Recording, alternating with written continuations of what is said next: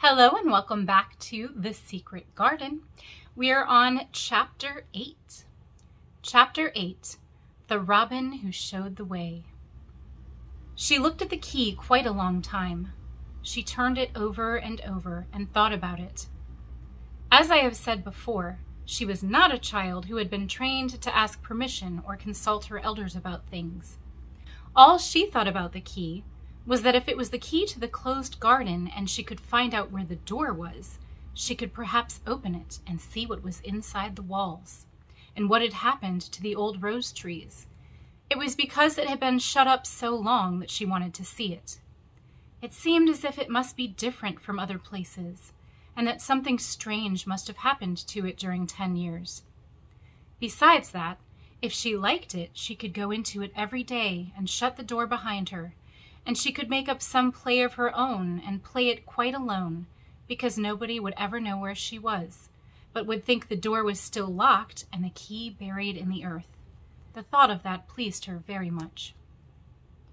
Living, as it were, all by herself in a house with 100 mysteriously closed rooms, and having nothing whatever to do to amuse herself, had set her inactive brain to work, and was actually awakening her imagination.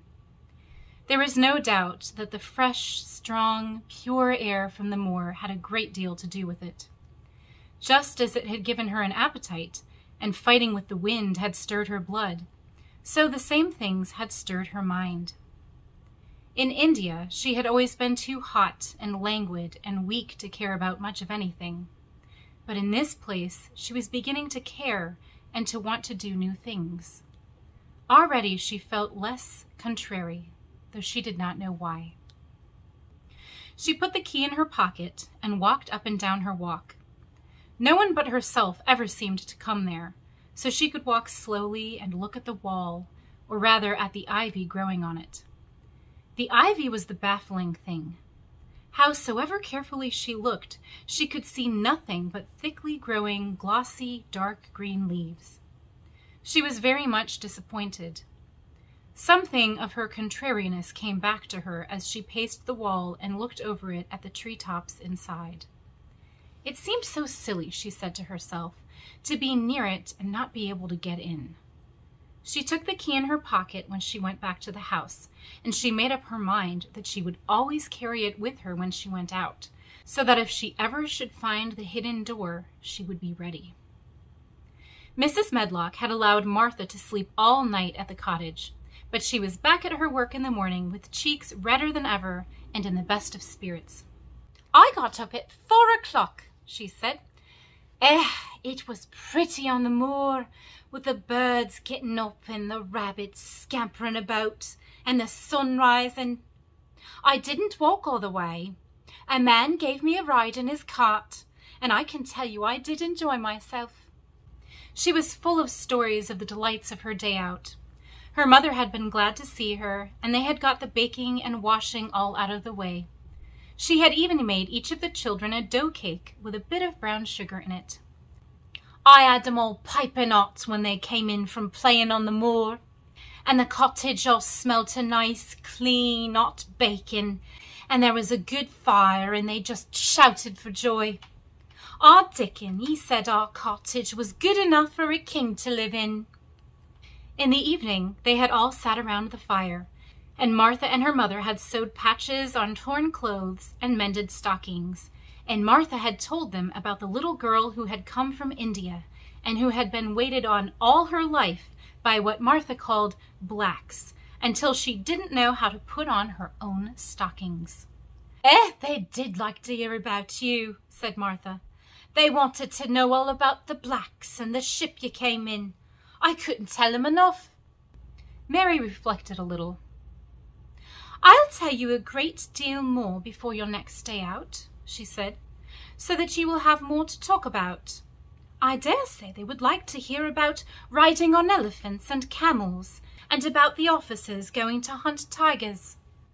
"My word!" cried delighted Martha. "It would set 'em clean off their heads. Would they really do that, miss? It would be the same as a wild beast show, like we heard they had in York once." "India is quite different from Yorkshire," Mary said slowly, as she thought the matter over. "I never thought of that. Did Dickon and your mother like to hear you talk about me?" "Why, Aunt Dickon's eyes nearly started out of his head, they got that round," answered Martha. "But Mother, she was put out about your seeming to be all by yourself like. She said, 'Hasn't Mr. Craven got no governess for her, nor no nurse?'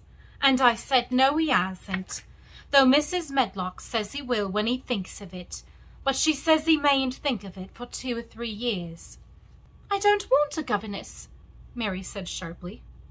"But Mother says you ought to be learning your book by this time, and you ought to have a woman to look after you.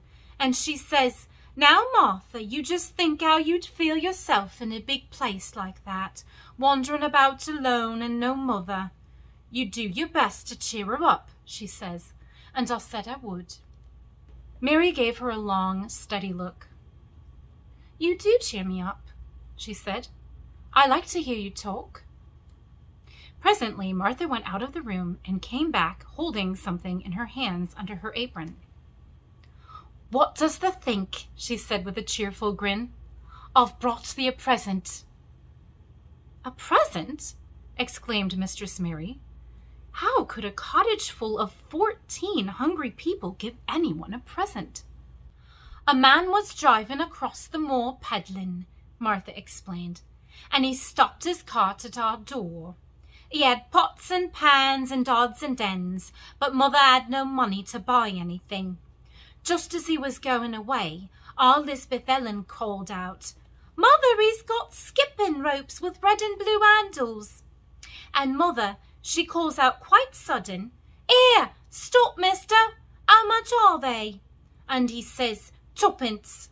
And Mother, she began fumbling in her pocket, and she says to me, 'Martha, thou's brought thee thy wages like a good lass, and I've got 4 places to put every penny, but I'm just going to take 2pence out of it to buy that child a skipping rope.' And she bought one, and here it is." She brought it out from under her apron and exhibited it quite proudly. It was a strong, slender rope with a striped red and blue handle at each end. But Mary Lennox had never seen a skipping rope before. She gazed at it with a mystified expression. "What is it for?" she asked curiously. "For?" cried Martha. "Does that mean that they've not got skipping ropes in India, for all they've got elephants and tigers and camels? This is what it's for. Just watch me." And she ran into the middle of the room, and taking a handle in each hand, began to skip and skip and skip, while Mary turned in her chair to stare at her, and the queer faces in the old portraits seemed to stare at her too, and wonder what on earth this common little cottager had the impudence to be doing under their very noses. But Martha did not even see them. The interest and curiosity in Mistress Mary's face delighted her, and she went on skipping, and counted as she skipped until she had reached 100. "I could skip longer than that," she said when she stopped. "I've skipped as much as 500 when I was 12, but I wasn't as fat then as I am now, and I was in practice." Mary got up from her chair, beginning to feel excited herself. "It looks nice," she said. "Your mother is a kind woman. Do you think I could ever skip like that?" "You just try it," urged Martha, handing her the skipping rope. "You can't skip 100 at first, but if you practice you'll mount up." That's what Mother said. She says, "Nothing will do her more good than skipping rope. It's the sensiblest toy a child can have. Let her play out in the fresh air skipping, and it'll stretch her legs and arms and give her some strength in 'em." It was plain that there was not a great deal of strength in Mistress Mary's arms and legs when she first began to skip. She was not very clever at it, but she liked it so much that she did not want to stop. "Put on the things and run and skip out of doors," said Martha. "Mother said I must tell you to skip out of doors as much as you could, even when it rains a bit, so as the wrap up warm." Mary put on her coat and hat and took her skipping rope over her arm. She opened the door to go out, and then suddenly thought of something and turned back rather slowly. "Martha," she said, "they were your wages. It was your 2 pence, really. Thank you." She said it stiffly because she was not used to thanking people or noticing that they did things for her. "Thank you," she said, and held out her hand because she did not know what else to do. Martha gave her hand a clumsy little shake as if she was not accustomed to this sort of thing either. Then she laughed. "Thou'rt a queer old womanish thing," she said. "If thou'd been our Lisbeth Ellen, thou'd have given me a kiss." Mary looked stiffer than ever. "Do you want me to kiss you?" Martha laughed again. "Nay, not me," she answered. "If thou was different, perhaps thou'd want to thyself, but thou isn't. Run off outside and play with thy rope." Mistress Mary felt a little awkward as she went out of the room. Yorkshire people seemed strange, and Martha was always rather a puzzle to her. At first she had disliked her very much, but now she did not. The skipping rope was a wonderful thing.